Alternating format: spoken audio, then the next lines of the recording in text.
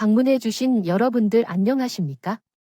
오늘의 이야기를 시작하겠습니다. 제가 50대 후반 여성인데요. 이제는 제 삶에서 가장 아픈 날을 차분하게 되돌아보는 나이가 되어서 이곳에 이야기를 보내게 되었습니다.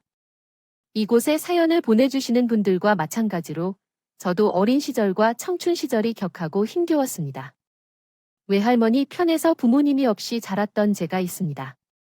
서울에서 자라긴 했지만 판자촌 같은 가난한 환경에서 모든 어린 시절을 보냈습니다. 중학생이 되던 시기에 어머니가 아들을 낳지 못한 채 평생을 보내셨다는 이야기를 듣고 동시에 다른 남자와 관계를 맺어버리셨습니다. 생떼 같은 저를 외할머니에게 버리다시피 맡기고 어디론가로 도망갔다고 합니다. 할머니는 입버릇처럼 어딘가에서는 저를 사랑해주는 남자를 만나서 행복하게 잘 살고 있겠지라고 중얼거리셨어요. 그런데 할머니는 그 말을 할 때마다 얼굴이 어두워지셨기에 저는 할머니가 높은 확률로 그러할 것이라고 짐작하는 것이 아니라 제발 그러기를 바라는 기도 같은 말이라는 생각이 들었습니다. 외할머니는 폐지를 주어 저를 먹여 살리셨는데 이러다 저 죽겠다 싶은 여름이든 이러다 얼어 죽겠다 싶은 겨울이든 매일 같이 고된 몸과 수레를 이끌고 판자촌을 나섰어요. 할머니가 오래 살지 못하면 어떡하지라는 막연한 두려움이 저를 닥쳤던 사춘기 시절. 외할머니는 정말 길거리에 쓰러지셔서 그 자리에서 돌아가셔서 말았습니다. 의사들은 할머니가 언제 돌아가셔도 이상하지 않은 몸 상태라고 말했어요. 당뇨와 합병증, 그리고 몸속에 자라고 있던 암세포까지 있었던 할머니는 그렇게 찬 겨울 도로에서 손녀의 손도 잡아보지 못하고 하늘나라로 떠났습니다. 그 이후 저는 보육원에 맡겨졌어요. 팍팍한 그 곳에서의 삶은 쉽지 않았습니다. 먹을 것도 항상 부족했고 진심으로 보살피는 사람도 드물어서 거의 정글과 같았어요. 어린아이들이 살아남기 위해 서로를 상처주고 싸움을 벌였습니다. 18살이 되던 해 고등학교를 자퇴하고 곧바로 공장으로 향했어요. 일단 집이 없는 상태에서 숙소를 제공해준다는 점이 저에게 가장 매력적이었고 내 힘으로 돈을 벌어들이는 것도 기쁘게 여겼습니다. 그렇게 공장에서 10대 시절을 모두 보냈어요. 공장에서 밤낮으로 3교대 일을 하면서 돈도 잘 모았습니다. 사실 나갈 시간도 없었고 생존해야 할 이유도 없었어요. 교통수단이 없어서 공장 기숙사에만 갇혀 있었기 때문인지 모르겠지만 제가 20살이 되던 해에 공장이 확장하면서 저는 다른 지역의 공장으로 발령을 받았습니다. 손도 빠르고 일도 잘한다는 평가를 받아서 연봉도 올랐고 정규직이 되어 좋은 기회가 많을 것 같았어요. 그래서 기뻤었지만 새로운 지역에서 발령을 받아 기숙사 생활을 하면서 사람들을 표면적으로만 보고 무조건 좋다고 말할 수 없다는 인생 교훈을 얻게 되었습니다. 제가 일하는 라인에서 저보다 나이가 많은 여자들이 제게 호들갑을 부리기 시작했는데 중에서는 10살이나 더 많은 아줌마도 있었어요. 한 사람이 나를 녹취 없이 얼굴이 가린 채 말했어요. 길 잘한다고 넘어왔다더니 영 아니네. 손이 빠르긴 뭘 빨라. 굼떠가지고 내가 그런 식으로 일하면 우리가 여기서 더 어려움을 겪을 줄 알아? 몰라. 너 이유를 알면서도 일부러 그렇게 일을 하느냐? 아무도 나에게 제대로 된 일을 가르쳐주지 않았는데도 일주일이 되지 않은 신입생을 나무랄 뿐이었습니다. 얼굴이 뾰족한 이에게 기분이 나쁘다고 생각하여 앞뒤를 가리지 않고 인신 공격적인 말을 하기 시작했죠. 공장에서 함께 일할 때 친하게 지냈던 친구들이 쓴 편지를 보며 밤새 울음을 참았습니다. 저를 배척하는 분위기가 확산되었고요. 처음에는 친절히 대해주던 여자 사원들도 나를 멀리하려고 시작했어요. 나를 도와주거나 친하게 지내려 하면 그들에게도 불똥이 튈 것을 알았기 때문이죠. 갈 곳이 없던 나는 그래도 버텨야 했습니다. 고등학교 졸업을 하지 못한 나로서는 공장에서 할 일이 있을 리가 없었으니까요. 어깨 너머로 배웠습니다. 공장 관리자들이 저를 괴롭히다가 나이 많은 여자 사원들은 얼굴을 싹 바꾸고 나에게 말을 걸었어요. 어머, 경순 씨, 거기서 그렇게 하면 손 다치세요. 이쪽에 넣어야지. 그래, 여기 연니한테 일 잘 배워야 해. 언니가 여기서 제일 일 잘하는 사람이거든. 사람들 안에서 저를 괴롭히는 경우에도 권력구도가 존재했는지 서로 아첨하는 모습이 바쁘더라고요. 외톨이였지만 저는 최대한 감정에 휘말리지 않고 악착같이 살았어요. 여기서 배우고자 했고 저의 목표치에 돈을 모으면 이 힘든 곳을 떠나야겠다고 생각했거든요. 어느 날 사람인 공장 관리자가 제게 찾아왔습니다. 그는 정경순 씨가 일도 잘하고 손도 빠르다더니 여기서도 평판이 아주 좋네요 라고 말했어요. 그러더라도 근거 없이 비난하는 일부 몇 명을 제외하고 대부분은 정경순 씨를 아주 좋게 평가하더군요. 고가 평가에 잘 반영되었으니 알아두세요. 네, 감사합니다. 어떤 사람이 괴롭히고 있나요? 네, 정경순 씨를 괴롭히는 사람이 있냐고요. 지금 제가 일하는 사람 중에 있으면 생산 라인을 바꿔보고 싶다고 평가했습니다. 제보다 8살 이상 많은 남자는 왜 나를 이렇게 대하는지 이해할 수 없는 것처럼 내 얼굴을 쳐다보더니 자신이 먼저 눈을 피했습니다. 분홍빛으로 물들인 그의 얼굴을 보고도 적은 나이 때문에 그 대화를 이해할 수 없었습니다. 그냥 나가 그 여자들을 신고하러 가면 그 사람들이 나를 보복하지 않을까 하는 두려움이 먼저 왔어요. 그렇게 순진하고 어리석었지만 나는 얼마 지나지 않아 그가 따로 저를 불러오며 굳이 하지 않아도 될 이야기를 하고 가며 저의 안일함을 생각해주는 이유를 알게 되었습니다. 젊은 여자와 남자 사이에 의미 없는 호의가 많지 않았기에 먹을 것을 챙겨주거나 힘든 일이 있는지 물어주거나 따로 공장을 데리고 나가 밥을 사주고 주말에 영화를 보러 가며 서로의 마음을 확인하고 연애를 시작했습니다. 제필 씨는 회색 빛깔이었던 제 공장 생활에 처음으로 알록달록한 빛을 만들어준 사람이었어요.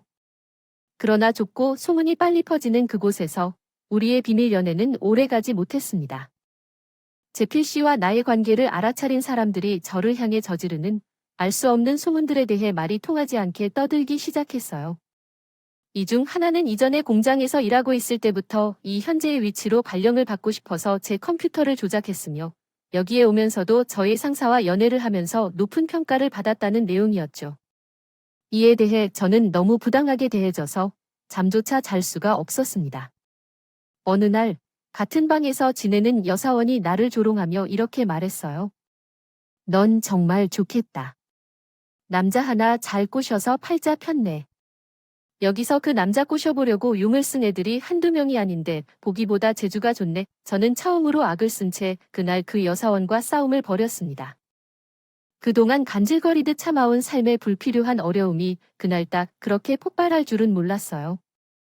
여자 사원들만 있는 공장에서는 그런 일이 빈번히 있었고 이번에도 간신히 넘어가고 넘어갈 거라고 생각했습니다. 그러나 공장을 총관리하는 사장님께서 제게 불렀을 줄은 상상조차 못했죠. 사장님은 담배를 피우며 창백한 얼굴로 말했습니다. 정경순이라고 하더군. 나이도 어린데 아주 용기 있는 모양이로군. 네, 내가 제필이 애비가 되는 사람이야. 무슨 말인지 이해가 돼 나는 놀라 소리 내지 않고는 아무 말도 할 수가 없었습니다. 자기 가족 배경에 대해서는 전혀 말한 적이 없었거든요. 저를 한심하게 노려보며 쯧쯧 소리를 낸 사장님은 말했어요.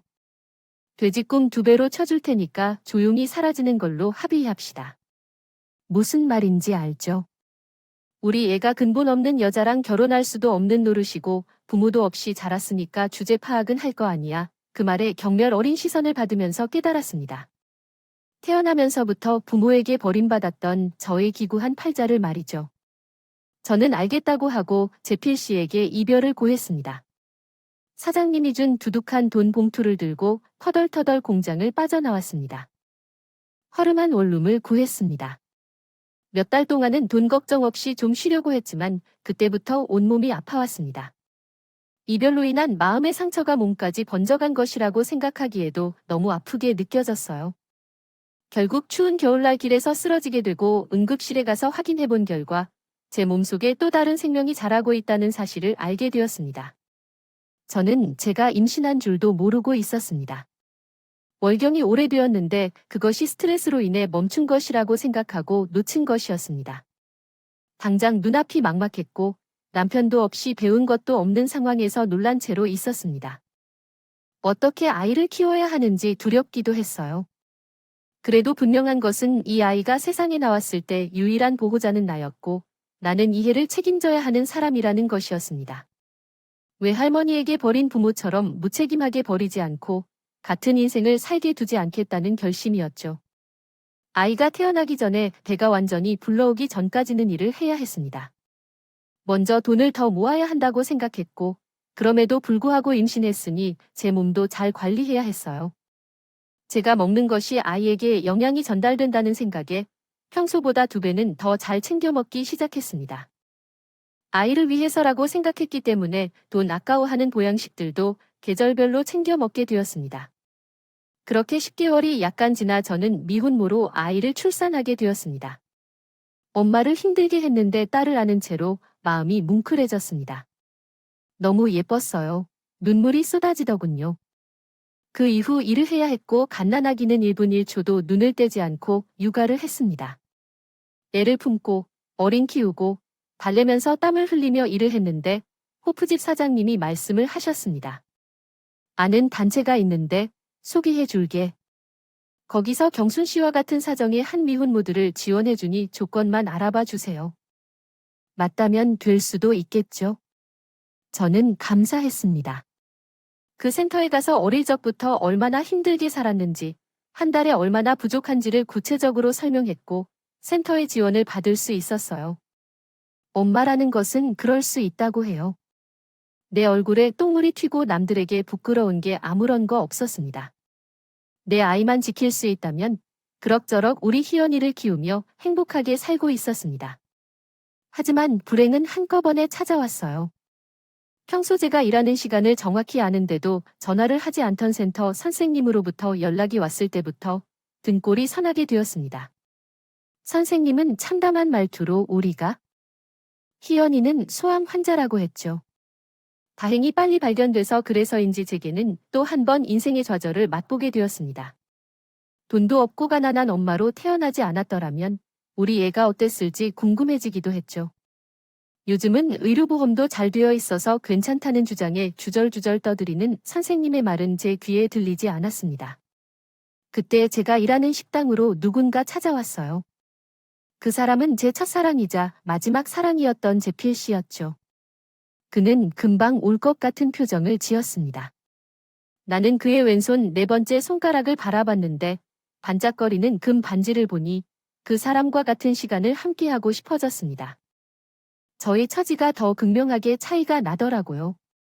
잘 지냈냐고 애절한 말로 물어보는 그를 보니 헛웃음이 나올 것 같았습니다. 저는 말했어요. 못 지냈어요. 여자 혼자 아이를 키우는 게 쉬운 게 아니라는 거였거든요. 이제야 말해요. 사장님이 내쫓는 바람에 제 팬소화되는 얼굴도 보고 갈 수가 없었으니까요. 무슨 소리야. 그게. 경순 씨. 아이를 낳았대요. 아버지가 나야? 당황한 그는 어버렸어요. 이번에도 부모님 뒷모습에 숨을 것 같았어요. 몇 날 며칠을 잠도 못 자고 있었거든요. 고민만 하던 것을 이 사람은 금방 해결해 줄 수 있지 않을까라는 생각이 들었어요.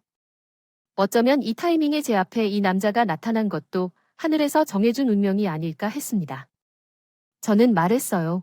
우리 희연이를 가서 키워줄 수 있어요. 정말 예뻐요. 당신 닮았어요. 입양해 줄 수 있어요. 우리 희연이가. 우리 희연이가 소아이래요. 이대로 내가 키우다가 우리 희연이 영영 잃어버릴 것 같아서 너무 무서워요.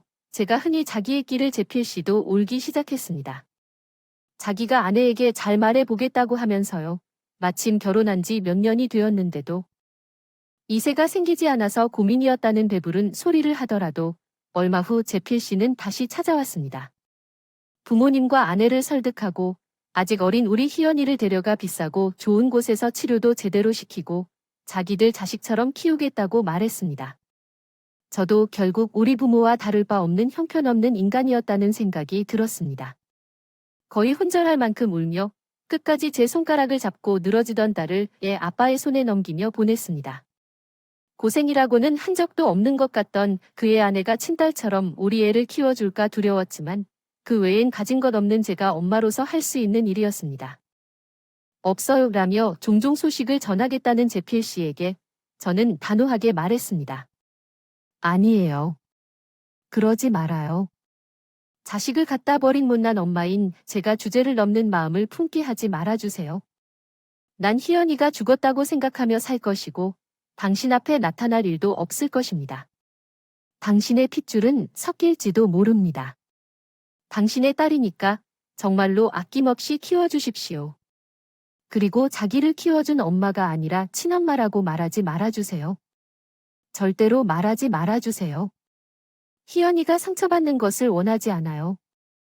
재필 씨의 아버지이자 저의 전 사장이었던 분은 제가 어린이다운 모습이 아닌 성숙하고 단호한 성격을 가졌다고 합니다. 그 후 저는 매우 열심히 일하는 모습을 보여드렸습니다. 하루에 13시간씩 업무에 힘을 쏟아 발이 부을 정도로까지 노력했습니다. 그러나 운명의 불씨는 비극이나 기쁨 두 가지도 있음을 보여주었습니다. 어린아이를 잃고 슬픔에 잠기며 열심히 일을 한 제게도 행운이 찾아왔습니다. 지역 사람들에게 잘 알려진 식당 주인께서 저에게 호의적으로 다가와 가게를 맡겨주겠다고 하셨습니다. 그들은 미국에 거주하는 자녀들에게 사업을 물려주고자 하는데 대기업에 매각하는 대신 나와 같이 열심히 노력하는 사람에게 건네고자 하십니다. 일하고 가게를 맡아주시는 사람이 있어서 우리 지역에서 명물로 남았으면 좋겠다는 것이 그 이유였습니다. 권리금도 거의 받지 않고 제게 모두 떠넘기고 떠나셨어요. 제 사정을 아시는 두 분은 가게를 넘기는 날 제 손을 잡고 말씀하셨습니다. 경순 씨를 처음부터 좋게 보았어요. 사정을 알고 보니 참담하지만 그런 과거나 아픈 일들과는 별개로 경순 씨는 정말 잘 될 사람 같아요.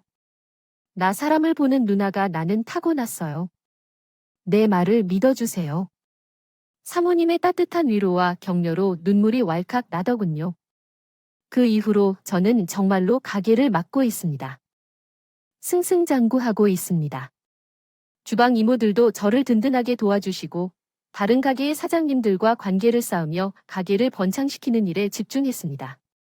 배가 불러 먹으니까 세상의 다른 것들도 더 많이 눈에 보이게 되는 것 같았어요. 어느 한겨울날 우리 가게 앞에서 연탄 공장에서 나온 것 같은 소년이 가게를 들락거리며 아저씨들에게 말을 거는 걸 봤습니다. 가까이 다가가니 그의 목소리가 들렸어요. 구두 닦아드릴게요, 아저씨. 구두 다 끝났어요. 싸게 파드릴게요. 저 진짜 제주 좋아해요. 크크. 야, 녀석아. 네 손이 닿자마자 구두가 더 더러워질 거야. 그 소년의 사업 상황은 좋지 않은 모양이었어요. 보였습니다. 그래도 굴하지 않고 밝은 얼굴로 저 사람을 불러 잡았다. 그날 이후 직장인들이 퇴근하는 시간이면 손님 많은 우리 가게 앞에 앉아 구걸하듯 사람들에게 말을 거는 그 아이가 계속 눈에 띄었다. 어떤 날은 아이에게 빵이나 과자를 주기도 했고 또 어떤 날은 들어와서 식사를 하지 않겠냐고 말을 걸기도 했다. 그 애는 기특하게도 저에게 말했다. 사장님, 구두 없으세요? 아니면 제가 여기 주방 청소라도 하겠습니다. 제가 돈이 많이 없어서 다른 건 못하지만 부탁하신 일은 무엇이든지 할 수 있습니다. 애기야, 너의 이름이 뭐니? 저, 박승환이에요. 부모님께서는 어릴 적부터 없었어요. 지금은 여기저기 떠돌며 살고 있어요. 그럼 식사는 한 가지로 충분하다는 걸 구두를 닦아 번 돈으로 사 먹는 거예요. 노숙 생활을 한다는 말에 저는 숨이 막히는 듯 했습니다. 그렇게 어린아이가 세상을 떠돌기에는 너무 험하고 유혹적이라는 걸 잘 알고 있었으니까요. 승환이는 또래보다 어른다운 모습과 밝은 아이였습니다. 힘들 때면 그런 모습이 더 돋보였던 것 같아요. 한 번은 한창 영업 중인 바쁜 시간에 가게 앞에서 큰 소리가 났어요. 저는 무슨 일인지 궁금해서 급히 나갔더니 술에 취한 50대 아저씨가 승환이에게 발길질을 하고 있었어요. 저는 왜 그렇게 하는지 악을 써서 따져봤죠. 술에 취한 남자는 제까지 밀치며 말했어요. 아줌마가 엄마요, 뭐요 이런 식으로 그려내기 시작하더라고요. 아들이 내 구두를 닦아준다더니 이렇게 해뒀어요. 아, 이걸 보라고. 이게 그냥 구두인 줄 아나? 그렇다고 해도 이렇게 어린애 상대로 발길질하는 건 말이 안 되죠. 아줌마, 웃겨. 이 놈이 부모를 두고 집에 있어야지. 길거리를 돌아다니는 거지 아이에게 발길질을 할 수도 없네요. 그럼에도 불구하고 아이가 위험에 처하면 신경 써주는 어른이 데리고 와서 키우던지 해야겠죠. 전 정말로 놀라서 경찰을 불러버릴 거예요. 당신은 영업방해와 미성년자 폭행으로 신고할 거예요. 그런 미친 여자 같은 사람처럼 바로 안으로 들어와서 함께 치료를 받도록 하겠다고 해야겠어요. 하지만 승환이는 제가 당겼을 때 너무 놀랐고 몸이 굳었으며 얼굴에는 놀란 표정이 가득하지만 그 애는 계속해서 웃으며 말했어요. 아줌마, 괜찮아요. 이런 일은 한두 번이 아니잖아요. 괜히 여기까지 왔는데 아줌마는 왜 그렇게 예민한지 알겠어요. 괜찮다는 말이 먼저 본능적으로 나왔습니다. 그런 모습을 보니 제 가슴이 찢어질 것처럼 아프더라고요. 그때는 모르겠던 그 이유를 점점 알게 되었습니다. 그리고 승환이를 1년이 조금 넘게 보던 어느 날 저는 결심했던 말을 했습니다. 승환아, 아줌마가 너를 입양할게. 입양해서 학교도 보내주고 공부도 시켜줄게. 더 이상 길거리에서 떠돌지 마라. 승환이는 당황해서 말을 잇지 못했어요. 그리고 저에게 장난을 치는 게 아니라 진심이세요? 라고 물었습니다. 저는 대답했어요. 아줌마가 얼마나 오래 고민한 건지 몰라. 아줌마도 너보다 조금 어린 딸이 하나 있었거든. 이제는 볼 수 없게 됐는데 딸 대신 아들 하나 키우는 것도 좋을 것 같다고 생각했다. 정말 감사해요. 이 은혜 꼭 갚을게요. 은혜는 무슨, 그냥 또라이들처럼 순수하게 살아. 처음부터 엄마라고 날 부를 필요도 없어. 지금처럼 편하게 아줌마, 아줌마 하다가 마음이 열릴 때 엄마라고 불러 알았지. 정말 감사합니다. 애기야, 승환이를 품에 쏙 안고 토닥이는데 어쩐지 제가 더 눈물이 날 것 같아요. 같다고 생각했습니다. 그 후에 승환이가 제 아들이 되었어요. 승환이는 자기 방이 너무 커서 행복해도 되냐고 방방 뛰었어요. 그가 침대에서 자는 것이 인생에서 처음이라는 말에 가슴이 미어졌습니다. 승환이는 금방 학교에 적응했어요. 학기가 시작하기 전까지 3개월 동안 제가 공부를 가르쳐줬는데 아이가 워낙 영재라서 그런지 얼마 되지 않아 제가 가르치는 것보다 배우는 승환이가 먼저 진도를 나가자고 했습니다. 그 후에 승환이는 학교에 들어가서 넉살 좋은 성격과 영재로 빠르게 적응했어요. 제가 걱정했던 것들이 다 무색해지는 정도였습니다. 저는 우리 희연이에게 해주지 못했던 것을 마음적으로나 금전적으로나 모두 승환이에게 해줬어요. 가지고 싶은 것은 모두 사줬고 힘들게 살았던 만큼 하고 싶다고 하는 것은 모두 해주었습니다. 제가 운영하던 식당은 입소문을 타서 점점 장사가 잘 되고 있어요. 2호점, 3호점을 내게 이르렀고 서울이 아닌 지방에서도 점포를 더 내게 되었거든요. 돈은 점점 더 벌었지만 어쩐지 그만큼 희연이가 더 생각나고 보고 싶어졌습니다. 이제는 모든 걸 해줄 수 있는 상황이 되었는데 희연이는 제 곁에 없으니까요. 독하게 연락을 끊겠다고 했음에도 제 PC는 종종 저에게 희연이 사진을 보내곤 했습니다. 중학교를 졸업한 후 고등학교에 들어가면서 그는 편지로 사진들을 제게 보내줬어요. 안 보려고 하더라도 그 사진을 보며 우리 딸이 점점 더 예뻐지는 모습을 보니 도저히 거부할 수 없었습니다. 처음에는 편지로 아이가 건강해졌다는 말만 전해주겠다며 이야기해 주었던 제필 씨는 그 이후로도 종종 이런 소식을 전해왔습니다. 그래서 죽도록 희연이가 보고 싶은 날이면 그 사람이 보내준 희연이 사진으로부터 몇 번이고 그 사진들을 들여다보곤 했어요. 소주를 한 잔, 두 잔. 그래서 한 병이 되고 두 병이 되고 애끓는 제 마음을 죽이면서 말이에요. 저의 그리움이 전달되는 와중에도 우리 아들 승환이는 기특하게 잘 자라났어요. 공부를 잘하는 건 물론이었고 가난하고 힘든 사람들을 돕는 능력을 배우고 싶다면서 의대에 가고 싶다고 명확히 말했어요. 저는 웃으면서 말했어요. 우리 아들이 하고 싶은 거 누가 말릴 수 있어? 내가 도와줄 테니 그게 의대든 우주든 알아. 고마워요, 엄마. 내가 잘 됐을 때 다 갚아줄게요. 갚을 게 뭐냐? 그렇게 섭섭하게 말했지만 언젠가 승환이가 저에게 말했어요. 제가 자신을 살려준 은인이라고 말합니다. 저는 승환이에게 말했어요. 내가 아니었으면 내가 살 이유가 없었다고 그렇습니다. 우리는 비록 피가 섞이지 않았지만 서로가 서로를 존재하게 한 이유가 되어준 모자 사이였습니다. 그리고 승환이가 대학을 졸업하는 날이 왔어요. 그날 하필 가게에 큰일이 생겨 저는 참석하지 못했어요. 미안해서 어떻게 해야 할지 고민하고 있을 때 승환이는 전혀 걱정하지 않아도 된다고 오히려 저를 위로했습니다. 그리고 승환이는 제가 나가서 오랜만에 둘이 데이트를 할 수 있도록 자기가 밥을 사겠다는 달콤한 제안을 했어요. 하더라도 귀한 아들의 데이트 신청을 거절할 수 없어서 케이크까지 준비한 것을 보고 감회가 새롭더라고요. 이런저런 이야기를 나누다가 승환이 말했어요. 엄마, 그거 알아요? 오늘이 엄마가 나를 양자로 입양한 지 10년 되던 해예요. 신기하네. 그렇게 됐지 세월이 그렇게 흘렀네. 정말 신기하다. 그나저나 너 그런 것도 챙기고 있었어? 우리 아들 로맨티스트네 그런가? 아들은 머쓱하면서 웃더라고요. 하지만 아직 할 말이 있는 듯 우물쭈물 하는 것 같다. 저는 아들에게 다음과 같이 말했어요.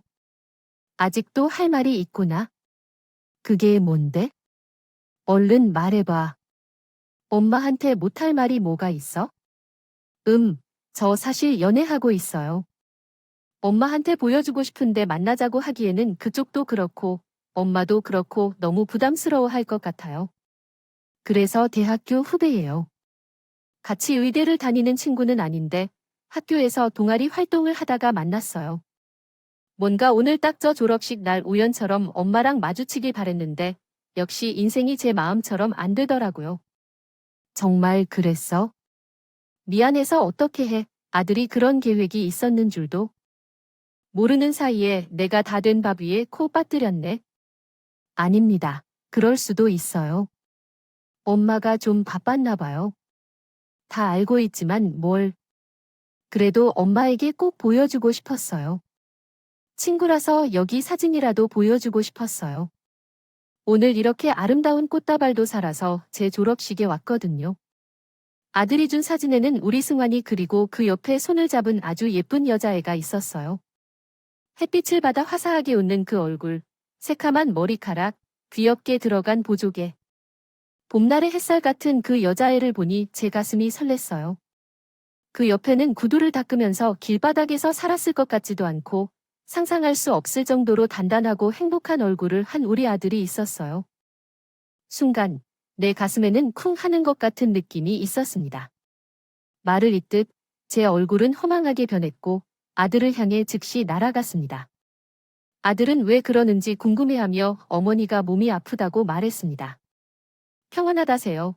괜찮아요. 부족한 목소리로 아들과 아들의 유년기 모습이 아기의 어리버리한 모습과 섞였다고 말했습니다. 나는 마음속으로 은경 이름의 여학생의 아름다운 표정을 천천히 살펴보고 거짓말같이 손으로 펼쳐보며 받아본다.